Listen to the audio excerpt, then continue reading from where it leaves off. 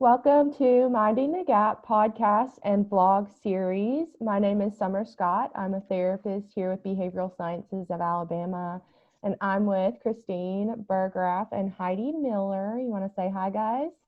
Hi. Hey guys. They're both therapists here at Behavioral Sciences with me. Today, we're just going to talk about relationships as part of Minding the Gap, and that can be friendships, romantic relationships, any kind of relationship that you have, and how it's been affected by not only the current state of what's going on in the world, but just in general, the stress and how we're feeling and how that's creating gaps between us. One thing in particular that I thought about was Halloween this past weekend and how different that it was for us. And that really got me thinking about not only how it's different between me and the rest of the world, but me and my friends and family, How about you, Heidi? I would agree. This felt like a very odd Halloween. Halloween has always been big in my family. My brother's birthday is Halloween, so that's always been a big outing and social event. I've never felt like I'm too old to dress up, and I didn't dress up this year. I felt like we really had to kind of be mindful of the impact that it could have on ourselves individually as well as others. For me, a big thing is I have a very small circle of people that I am interacting with still, or that I slowly kind of built into interacting with them, and going out and trick-or-treating would have affected them if I had potentially been exposed, and then limited that social circle that I have that is already so very small. So very, very different, and had to kind of take a different thought process through. As much as you want to go have the fun, you kind of have to be responsible not only for yourself, but for those you are interacting with. Yep. Yeah. Yeah, and to echo off of that, I didn't go trick-or-treating, but I had to make a responsible decision about whether or not to attend a wedding of one of my immediate family members. And that's something that has been a challenge with, this whole new quarantine, because it's like we still have to live our life, but at the same time, there are these significant moments that you want to be a part of, and these milestones. And so you really have to, make informed decisions. And then you worry, there's this anxiety about whether or not you're going to lose friendships over the decisions you make. And so that's difficult too. But yeah, in terms of the wedding, there were people that were not being as safe as I had wanted them to. And then you have to really think about that, and possibly exposing others. And it's a lot. It's a lot to have to juggle with. So that's part of what we're talking about today, and how do we manage these things and make those decisions and continue with our relationships. Yeah, and close the gaps that these have been creating. So for me, I haven't had to deal with big, life events yet. I haven't had to make that decision about big life events, but my day-to-day life is so different now, because whenever I'm home alone most of the time. I work from home, I play from home, my whole life is at home. And I have to think about, and my family lives an hour and a half away. I have to think about, I'm lonely, I'm missing them, I want to go see them. I have to think about that 2 weeks in advance, because some of my family have pre-existing health conditions that make them more susceptible to this virus. They're not going out, they're not making risky decisions. So if they get sick or start to show some sort of signs of having COVID, I would feel like that's on me. Yep. And right.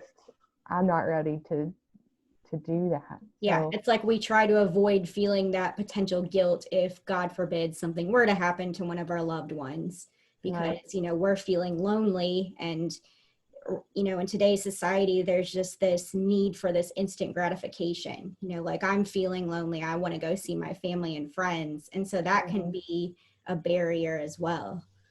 Yeah. Absolutely. And kind of like you were saying, Christine, with the wedding, you know, I think there's this big decision oftentimes that comes with, I want to go spend time doing whatever the thing is. And then you are faced with that decision of, well, I can't control how everybody there is going to, are they going to wear their masks? Are they going to take this Exactly. seriously? And so then you don't want to be in the event and feel like you're offending anybody. But then at the same time, when you're done, that anxiety kicks in of feeling like, okay, well, now I have a responsibility to be honest with people, that I was around people that weren't taking all necessary precautions. Absolutely.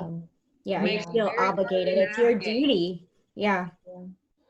Yeah. And not just, you know, worrying about other people, but I think that inevitably you start worrying about yourself too, and not just about getting sick, but like, how long is this going to go on? You know, life is different, and we have to figure out, like, for myself, it's like I get a lot of social interaction from my job. You know, it's not, of course, not the same, it's all virtual, but I'm, you know, I'm an ambivert. I lean introverted.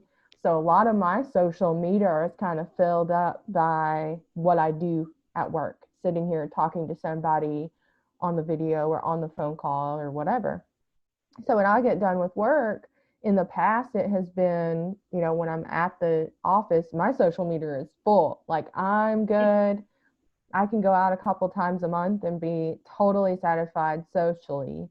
And I found that it's been kind of a change. Some days it's still the same, where it's like, yeah, everything I need socially has been satisfied by what I'm doing. But then too, I think I get, you know, from doing the same things at home day after day after day, it's like I'm in need of something else too. You know, and so I actually have wanted to go out more now than I ever wanted to in the past, and I know that's different for different people, and you have to, I find myself having to remind myself over and over that it's okay, like, whatever you want to do right now or however you're feeling right now, that's okay. It's going to be different no matter Right. who it is. And for me, it makes sense that life has changed. It makes sense that life has changed for everybody, you know. Well, and I think even to say that there's a huge difference in that, in what is social interaction and what is human interaction, because I live alone as well.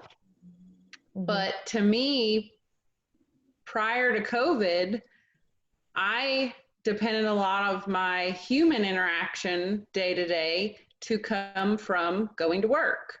I interacted with people. I've always joked, as somebody that lives alone, that I don't speak my first word until I get to work. Right.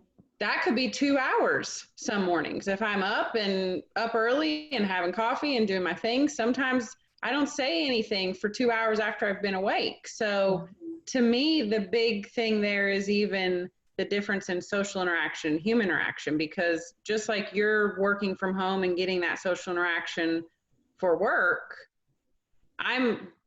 that tank is definitely getting filled, but my human interaction tank is still empty most days. And I feel like that's where I have to kind of get creative on, okay, I need a little bit of face-to-face human interaction with somebody, to feel like I've socialized. Okay, I did something. Because that to me is very important, to have that human interaction and not just interacting over Zoom or a telephone. That's been a big thing. And I think, you know, as all of us know, even that change in work interaction, I mean, we have changed from sitting in an office together and talking once a week to doing it over video calls. So that even is just an example of how we've had to adapt in that social time at work, where we could kind of bounce ideas off of each other. And we've all discussed it's not the same. We're still doing it. We're meeting, we're there, but it's not the same. Mm-hmm. So I think it's important to remind people that even though quarantine has kind of forced everybody into that isolation, it's important to know how to adapt to still make time for that socializing, instead of just, I have many people that I've talked with that almost have said it's easier to give in to just feeling like there is no option of socializing than facing the challenge of trying to figure out how to do it in a different way now. Totally. Yeah, I was just going to say that. Like, there are so many people, not just clients, but, you know, family, friends, that we've had to brainstorm what's a way that would work for you to have that human interaction. Because I hadn't even thought to phrase it that way. But yeah, I mean, that's a human need, you know, to be around others face to face. And you're right. Some days it's like, I'll just sit here and watch another show, you know. But it's important that we get that for balance, you know, for our mental health, for continuing to find optimum wellness, you know. And for us, Heidi, you know, living alone or mostly alone, the way that we're coping is different than the way like Christine might cope, you know. And we haven't even addressed the other side of it, of being like, when you live with someone and you're quarantined with and them. That's exactly what I was about to bring up. Is I do live with my fiance, and I have been working at the office. So in the sense, that work setting it's different because clients are coming in, but I'm still interacting with my coworkers. But the one thing that has really changed for me is, you know, every weekend I'm stuck at home with my fiance, and that's not a bad thing. However, I still have to try and find my ways of, you know, what is self-care for me. And the biggest thing for me was, you know, I had a really good routine going to the gym every day. And as soon as all this hit, that was completely disrupted. And that's like my number one self-care. So that was thrown off. And then, you know, I consider myself a social butterfly. So I was used to seeing friends on the weekends. And so it was challenging, and it was a big adjustment. I'm still trying to adjust to it. But what I found was trying to kind of think outside of the box and, you know, try to pick up a new hobby or try to do something for me on the weekends to fill in, you know, those gaps, to fill in areas that are lacking, because the social life isn't there as much anymore. And, you know, hobbies that I was engaging in weren't attainable at times. For months we weren't able to go to the gym or anywhere. So that's been a struggle, but you know, kind of having to accommodate and in a healthy way and find, you know, new ways to cope. Yeah. And so I do want to talk about like just some advice, some suggestions that our viewers and people who are watching, you know, can take something from this. But for the most part, I think the main point that we're all trying to make is, however you're doing it, it's okay. There's not like a book to go by for this. This is everybody here's first quarantine. And by here, I mean Earth, you know. It's all of our first quarantines. There's not a right way to do it. It's about how is, you know, healthiest for you. And like you were saying, your self-care is the gym. And now that's changing. You're finding how much you want to do it different. You know, you're finding a different level of, you know, desire to go. You're still having that desire, but maybe not to the gym, you know. So finding different ways to fill that in, you know. You have to get out there and try something different. You have to, you know, if something's not a possibility, like if you can't go to the gym, how do you fill that need or that gap? How do you fill it with something different? You know, what is going to be like an equal but healthy option for you and safe option for you in this time? And so I say all that to say there's not a right answer that's going to work for everybody, but the main thing that we're going for is just balance. Yeah. You know, we're just trying to balance. We're just trying to find ways that work for you. And, you know, I mean, not to market here, but I mean, if you're having trouble finding things like that, talk to your therapist, come talk to us. You know, you don't have to be alone trying to figure out how to do this. We talk to people every day that, you know, we're thinking outside of the box with them to try to figure out what works for them. Exactly. Yeah. And we're all human. And I think the whole point of doing this podcast episode is just talking about it and normalizing it. And we all clearly have different experiences and different ways of coping.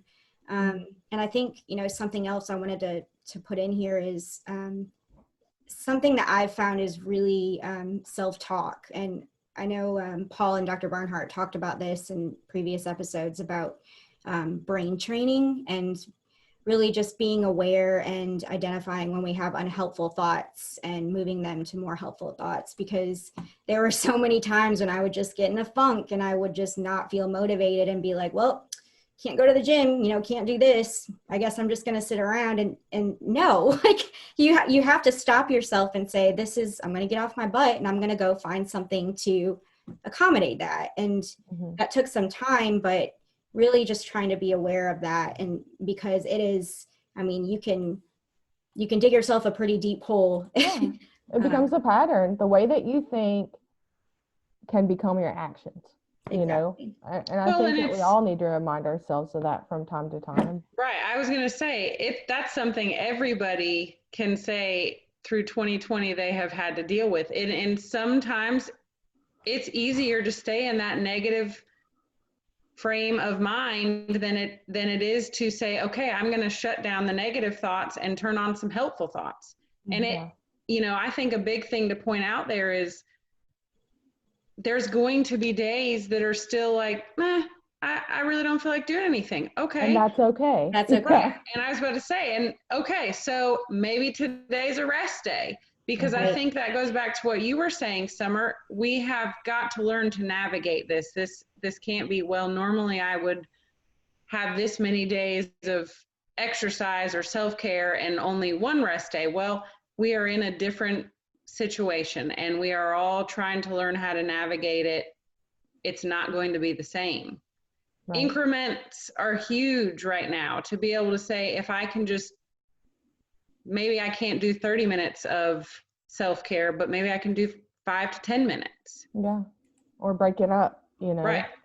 It's important. I mean, I think that part of self-care can be, you know, today I'm not feeling this, or today I can't do this, or I feel like it's tough. Validate how you feel. Okay, I'm going to feel that way today. It's understandable why I feel that way because of our situation right now.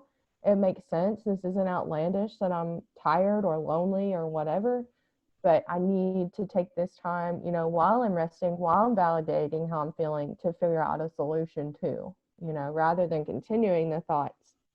Let's just validate how we feel and what we're thinking and try to find a replacement behavior. You know, and tailor it to yourself, to your needs and to what your interests are, and that may be a trial and error process, and that's okay too. So you know, it's all kind of a giant puzzle, and we're all still figuring that out. But again, continuing to talk about it and know that we're not in this alone. This is an adjustment for all of us. Yeah. So I thought maybe we could mention some of the things that we've come up with, like some of the alternative behaviors before we go. One of the things, and I'll just use my own personal example, before quarantine, like in a matter of a few months before quarantine, my life was hectic. I mean, between school and commuting and work and, continuing education and family life and social life, I'm going all the time, and then we have a couple of months where I'm getting used to just a work life and a home life balance. And then we've got quarantine, so I think that for me, I've gone from hectic to almost nothing, and I had to find out, what do I like? What are my hobbies now that I'm this age and also during this time? And so it was a struggle for a while to figure out, not only to find the motivation to try new things, but also what kind of things do I try? So the example that I was going to give was I happened to see a video one day about making candles.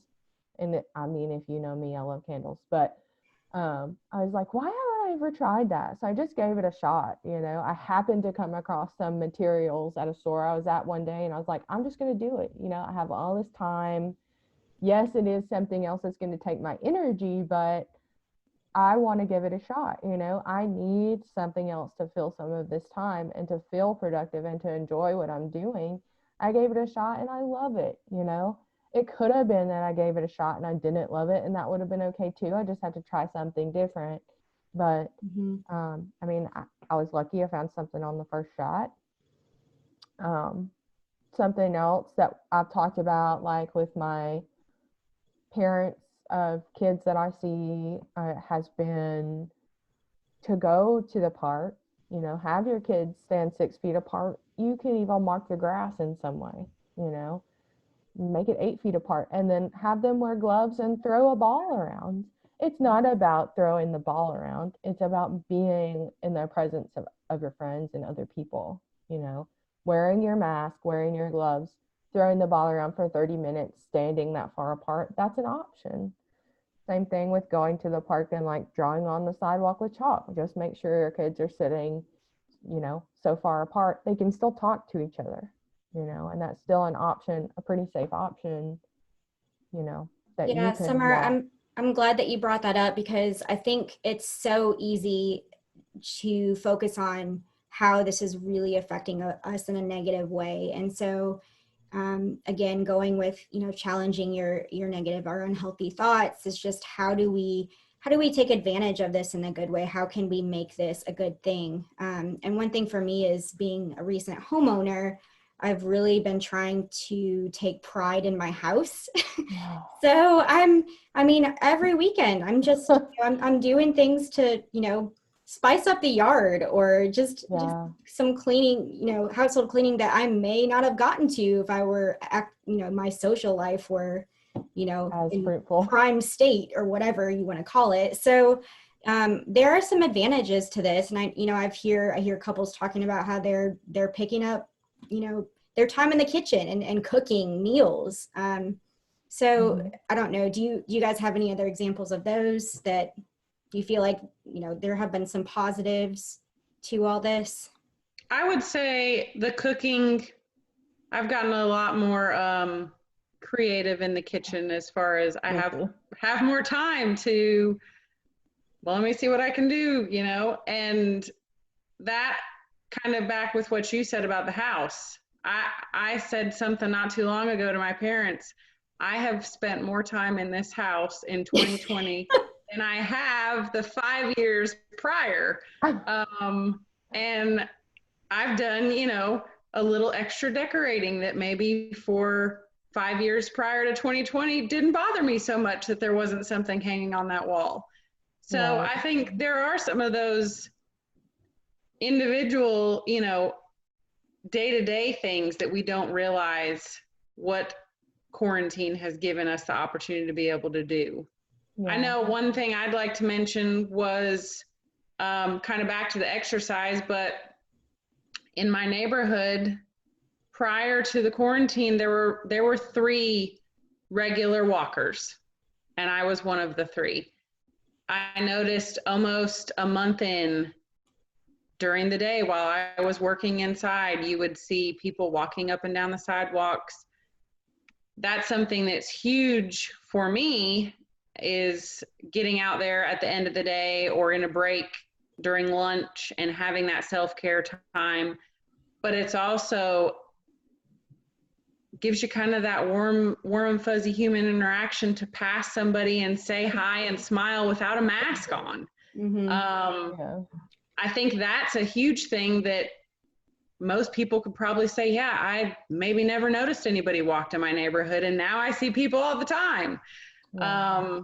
And now we have probably about 20 people that are regular daily walkers in the neighborhood. So that's a huge plus for health across the board, that people didn't have the time or make the time to get out and walk. I can't think of anything else off the top of my head. But I think, really going off of that, I think that it's perfectly healthy to be able to focus on what are some good things coming out of this, not just what are the bad, because you have to validate that too, but what are some actual good things that came out of this? I know, for one thing, I've strengthened some relationships that I hadn't had time to nurture before, especially friendships. And that's odd considering I don't see them as much, but I've had a whole lot more time to just pick up the phone and call somebody and spend some real actual time talking to them on the phone rather than just, hey, how you doing? What you need? So that's been something that's different, that's positive. Had a family member who's really sick and who broke their hip and fell down, and my mom was able to go and visit them for an extended amount of time because she could work from their house.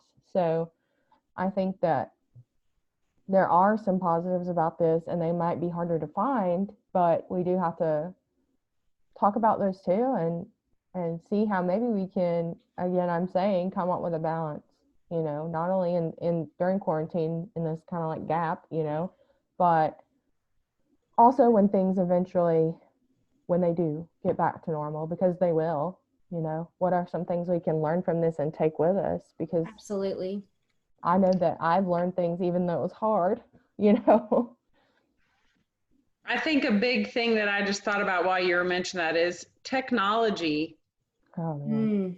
And bridging that gap that some generations had with technology, I think, is another big thing that lots of people have been able to learn how to use what technology really can offer for staying in contact with loved ones.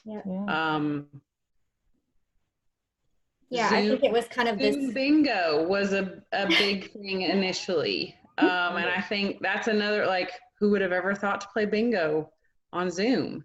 But technology, I think, is a big thing to remember, that oftentimes it's given such a bad rep as far as people are utilizing technology too much, but I think it's a tool. It's a huge tool. This could not have been possible even so much as I think 10 years ago. This whole pandemic, I think a lot of people would have been out of a job that originally, or that now they're not, So right. That's a blessing, Yeah, I mean, absolutely agree. I think it really has boosted, just people utilizing it in general, because especially, as you guys know, in the mental health field, it's always been kind of in progress. But now it's forced it to really come into light. And I know just from speaking to several medical professionals that it has been fantastic, and it's made it, other people able to continue to get the care that they need. And it's been convenient for professionals as well. So that's a really good point, Heidi. We would be doing things a lot differently, or who knows what we would have even been able to do if we didn't have technology to reach those in need of counseling during this time. I'm thankful. I got to keep my job and work full time. And I know that some people, they didn't. So, we got to keep that in mind too when we're thinking of social lives and relationships and stuff.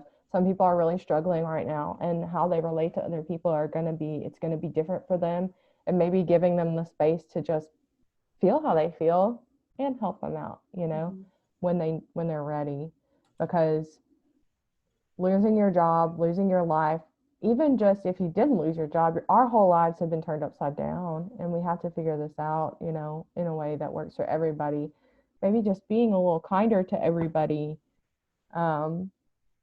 Hopefully even more after tomorrow would be even kinder to everybody else. So, you know, it's a time where we need that. And I think that that could be helpful too. I did want to mention one other resource before we wind it down, but there's a website called Meetup, and I believe Meetup Huntsville. That's been a resource I've not only myself have used, but, you know, referred my clients to it. They do a lot of virtual meetups on tons of different topics. And it's people who are around here in Huntsville. So maybe if you participate in, for instance, like you were saying, Zoom bingo, there's also like, I mean, anything you can think of, Dungeons and Dragons in Huntsville, you know, people who are really interested in coin collecting, people who are interested in craft beer. I mean, it just goes on and on and on. Join one of those that you enjoy and take them up on their virtual meeting, and you might make some connections, new connections over this that maybe you wouldn't have before.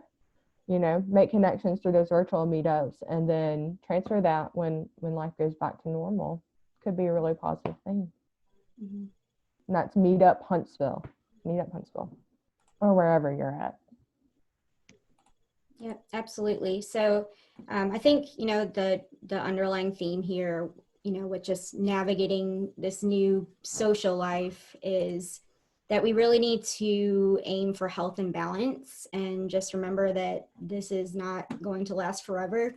So that self-talk and making self-care a priority, some of that may involve thinking outside of the box a little bit, going out of our comfort zones, but making sure that you are fulfilling your needs.